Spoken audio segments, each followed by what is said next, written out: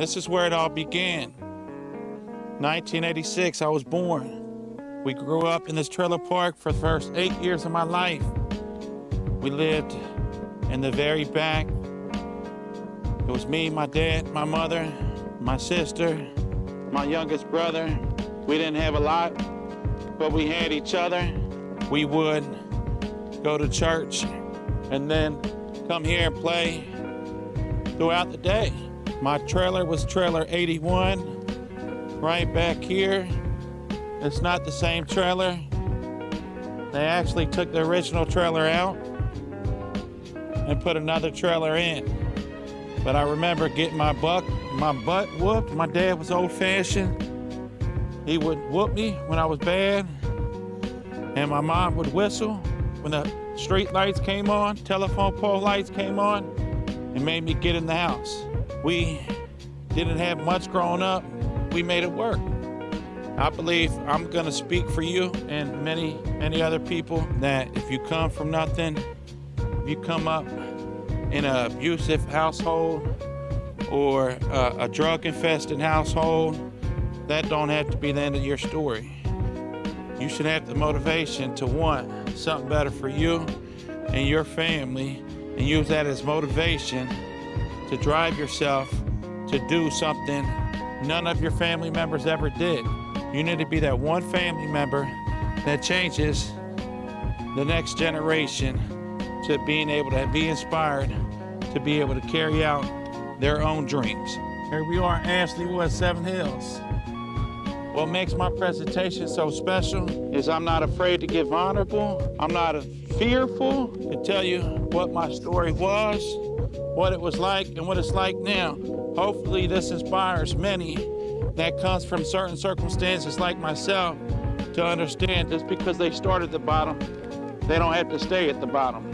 Here we are, we're on Hickman Street, where I lived majority of my life growing up. We lived here for a while, and I seen the need of needing to be the hero of the house. And even back then, I was the leader. I had a lot of people gravitate towards me, all for the wrong reasons. I got heavily involved in selling drugs for a long time. I had people break into that house, try to put a lot of my family members in harm. There was one incident where someone came in with a gun after getting out of jail, and he ran down here and he held up 4 or 5 people hostage. And I believe if he would have found me that day, that he would have killed me. Just another sign by God that I'm here for a reason to carry out his purpose and to be able to make a difference. 62, my sister and her ex-husband used to live there. They moved out, and then I started living in it. And it was an abandoned house that I lived in for a while when my dad kicked me out, and he had every right reason to kick me out. But they say you got to go through some things sometimes to be able to understand how important life is. Now, I don't take life for granted. And then you're looking to the right of us right here. You got 7357. My dad allowed me to live at this residence for a while. And this is where I got shot. This is where I got pistol whipped. This is where I almost lost my life. I had to be rushed to the hospital. And eventually I got kicked out and I was homeless. And it took that, right, to be able to get to where I'm at today. I'm not one of them individuals that regret anything.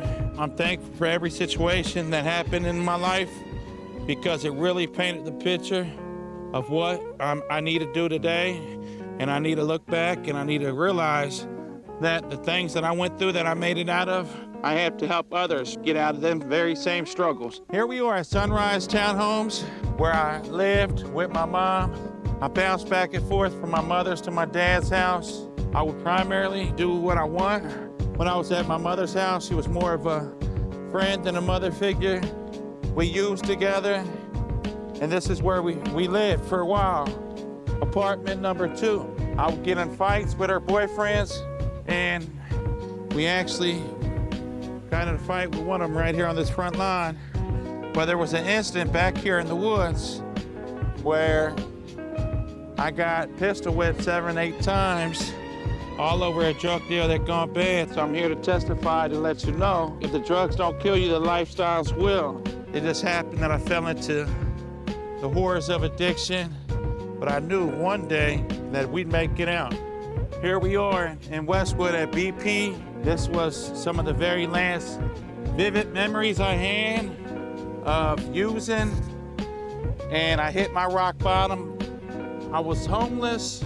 My sister, she lived in the street. I was in and out of her apartment. It got so bad, I was down here at BP in Westwood, panhandling from people right here, paying for the gas to be able to get one more so I can go get high, just to be able to stay well, because I wasn't even getting high anymore. It was just scrounging up enough money to be able to keep me well so I wouldn't be dope sick. And this was the end.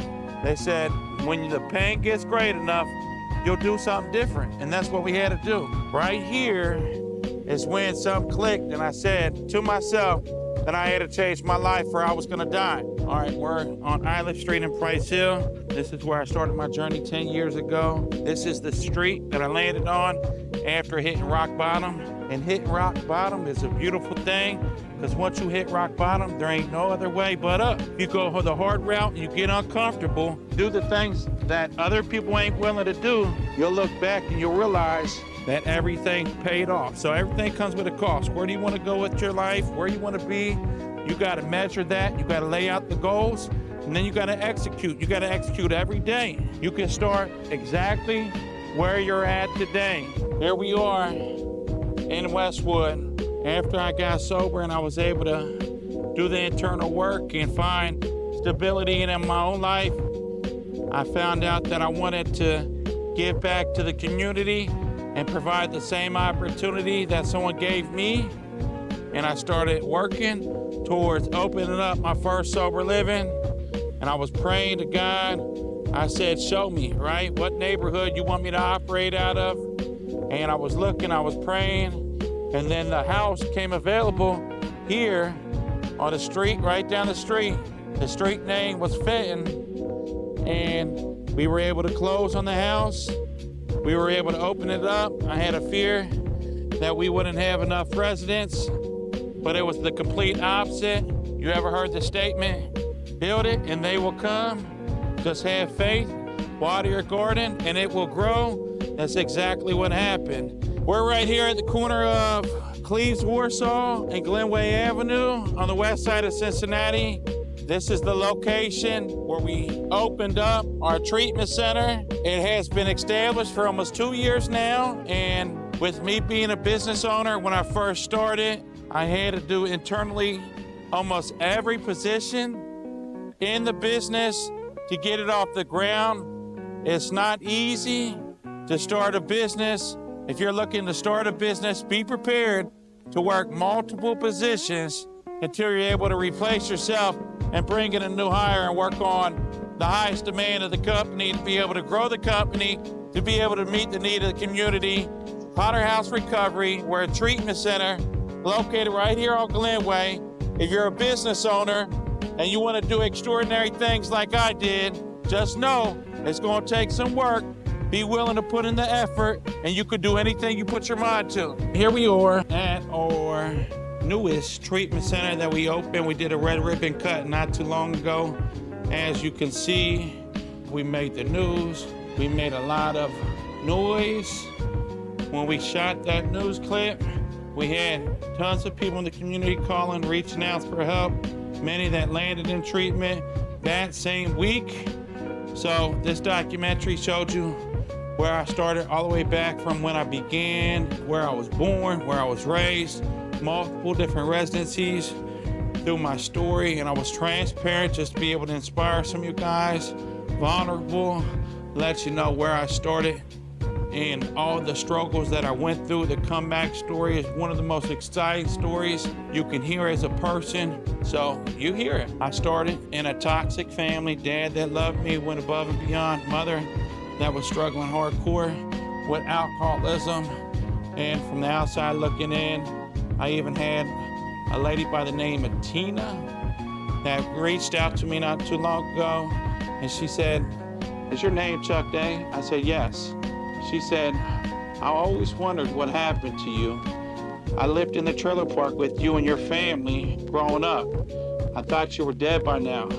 It's really a miracle to see what you're doing. making an impact in the community. The lady really touched me when she told me that, because if she seen what we went through growing up, there was a good chance that I should have died, but God had bigger plans. Don't never despise the times of small beginnings.